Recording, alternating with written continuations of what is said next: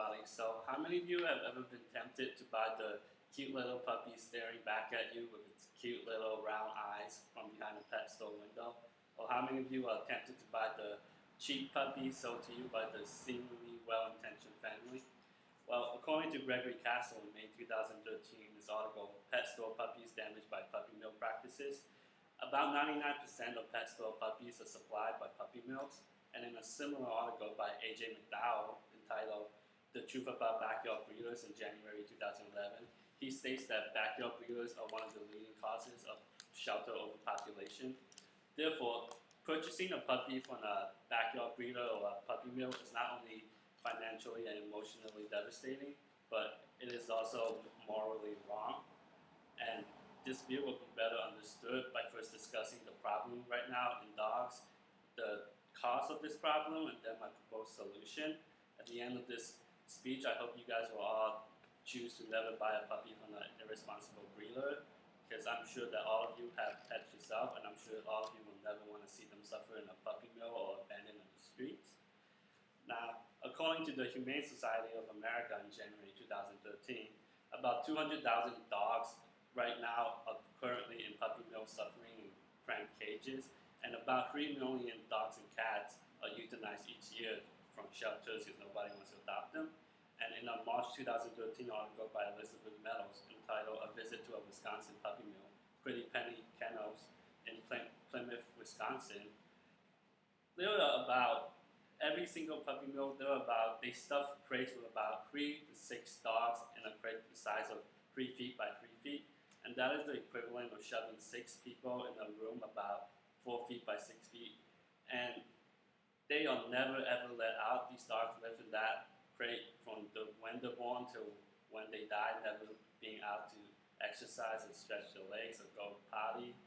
And it's just not right. And every single puppy mill, you could see rows and rows of these crates stacked on top of each other, infested with urine, fecal waste, and rusted crates. And in the same article, she states that the mom is repeatedly bred until she dies, from the first time she comes into heat to the last time she comes into heat. And she describes this scene in which a Dalmatian mother drags this milk-laden breast across the rusted, abrasive wires of the kennel crates just so she can milk her babies and feed them. And in an article by Kelly Stamcock in March 2013 entitled Puppy Mills Breed Disease, Not Pets, she states that puppy mill breeders, they don't even care about what genetic risks each pet has, they just shove them together.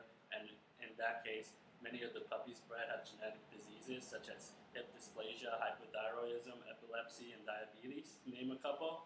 And also, the Humane Society also said that millions of dogs every single year up in shelters, and most of these dogs will be put down unless somebody adopts them.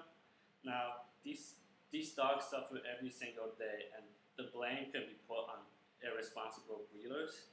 In a 2013 February article written by Susan Krakowski titled Westminster Dog Show 2013, Irresponsible Breeding is Morally Wrong, the root of all dog problems is with irresponsible breeders who breed for no reason other than profit or other kinds of gain. And ethical breeders only breed about 1 to 2 litters a year, and they usually don't have any profit. They spend more money taking care of the dogs and getting them healthy from veterinarian care than they make from selling these dogs. And they usually only breed to further the breed in some kind of form, whether it's agility or hunting or conformation.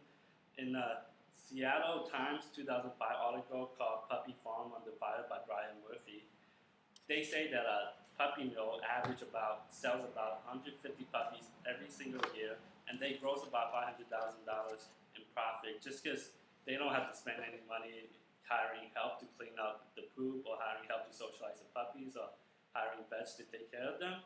And that's where they make all these money, but they really don't even care about these puppies.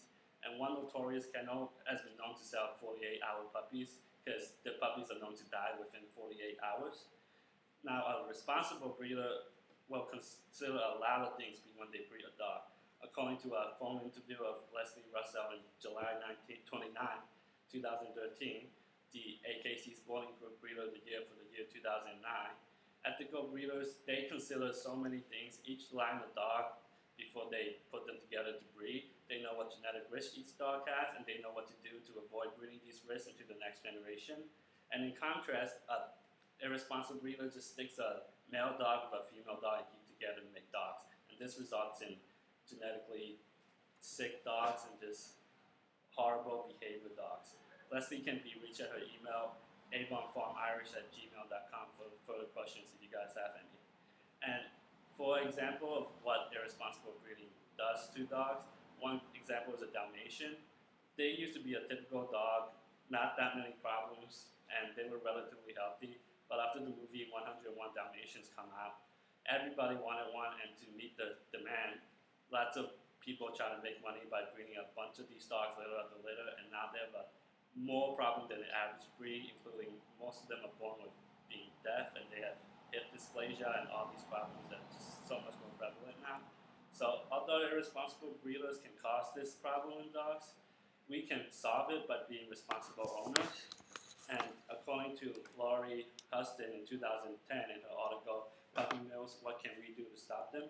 If we buy from a puppy mill, doesn't matter how good our intentions are, whether it's to save them from suffering again in these mills as a dog, it still doesn't stop the problem, and we're part of the problem.